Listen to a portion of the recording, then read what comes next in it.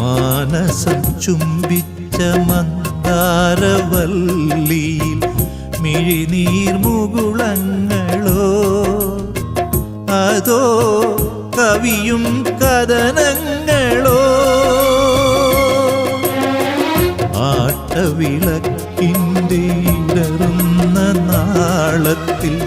നടനെന്നുമൊരു പാവയോ വിധി ചലിപ്പിക്കും വെറും പാവയോ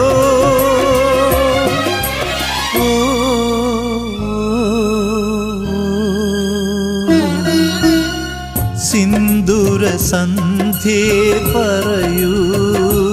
നീ പകലിനെ കൈവെടിഞ്ഞോ അതോ രാവിൻ്റെ മാറിലടിഞ്ഞോ